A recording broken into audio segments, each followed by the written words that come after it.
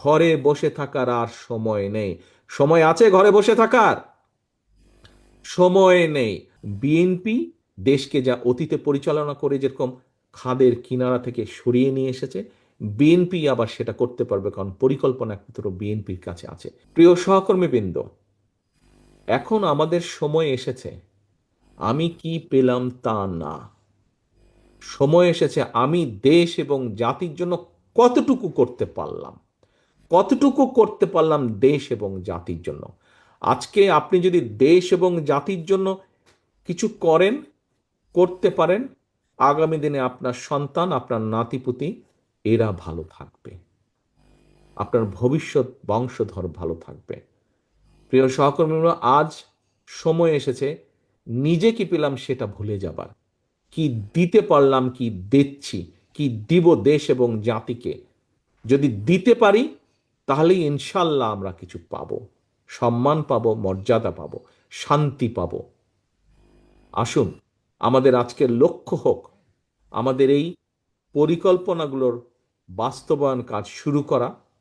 আমাদের আজকের লক্ষ্য হোক দেশে শান্তি, শৃঙ্খলা এবং আইনের শাসনকে প্রতিষ্ঠিত করা।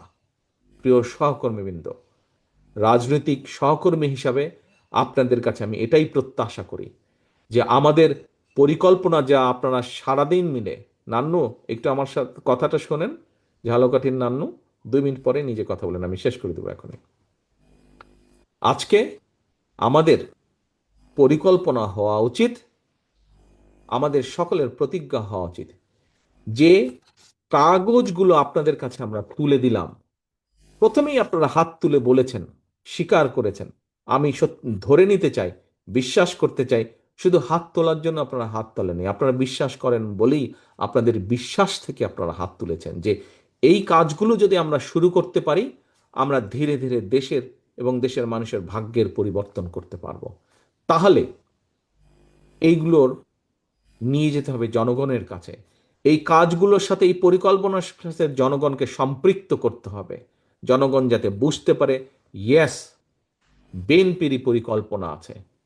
সহকর্মীবৃন্দ, আপনারা তো প্রত্যেকে পলিটিশিয়ান, প্রত্যেকে আপনারা রাজনীতিবিদ এই ঘরে উপস্থিত। আপনাদেরকে আমি জেনেক্সে শিফট করো, লাইফকে লিফট করো। 5 সেকেন্ড থেকে 10 সেকেন্ড সময় দিলাম। আপনারা একটু চিন্তা করে বলেন তো, এই মুহূর্তে বিএনপি ছাড়া মাঠে যত রাজনৈতিক দল আছে, আর কে দেশ পরিচালনার বা দেশ গঠনের পরিকল্পনা দিয়েছে? আর কোন দল দিয়েছে? আর কোনো দল দেয়নি, একমাত্র আপনারা দিয়েছেন, একমাত্র আপনারা দিয়েছেন। কাজে আপনার কাছে পরিকল্পনা আছে, আপনি কিভাবে নারীদেরকে স্বাবলম্বী হতে চেষ্টা করবেন। আপনার কাছে পরিকল্পনা আছে আপনি কিভাবে কৃষককে, কৃষকের অর্থনীতিকে, মেরুদণ্ডকে, তাকে সাহায্য করবেন শক্তিশালী হতে, তার মেরুদণ্ডকে শক্তিশালী করার জন্য। আপনার কাছে পরিকল্পনা আছে আগামী দিনের ভবিষ্যৎ সন্তানদেরকে কিভাবে গড়ে তুলবেন।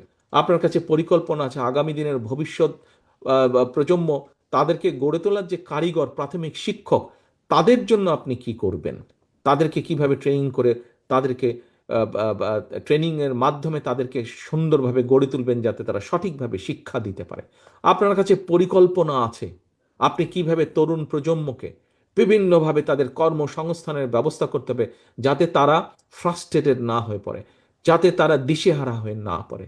আপনার কাছে পরিকল্পনা আছে আপনি কিভাবে খাল খননের মাধ্যমে নদী খালগুলোতে পানি দিয়ে ভরাট করবেন। আপনার কাছে পরিকল্পনা আছে কিভাবে আপনি পরিবেশকে পরিবর্তন করবেন। আপনার কাছে পরিকল্পনা আছে আপনি আগামী দিনে কিভাবে আমাদের যে তরুণ প্রজন্ম, আমাদের যে ভবিষ্যৎ প্রজন্ম, তাদেরকে আপনারা শুধু লেখাপড়া না, আপনি লেখাপড়া, আর্ট, কালচার, স্পোর্টস সব কিছুতে কীভাবে সুন্দরভাবে তাদেরকে গড়ে তুলবেন। প্রত্যেকটি বিষয়ে আপনাদের কাছে পরিকল্পনা আছে।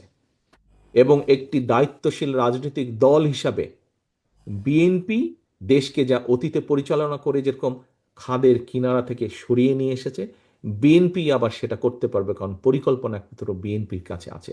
এটি দায়িত্বশীল দলের যেই ভূমিকা, সেই ভূমিকা পালন করার, সেই ভূমিকা পালন করার মতন ক্ষমতা, যোগ্যতা একমাত্র বিএনপির আছে। প্রিয় সহকর্মীবৃন্দ, এই আত্মবিশ্বাস কি আছে? আপনারা কি এটা বিশ্বাস করেন যে আপনাদেরই সেই ক্ষমতা আছে, তাহলে নেতৃবৃন্দ আসেন, নেতৃবৃন্দ তাহলে আসেন।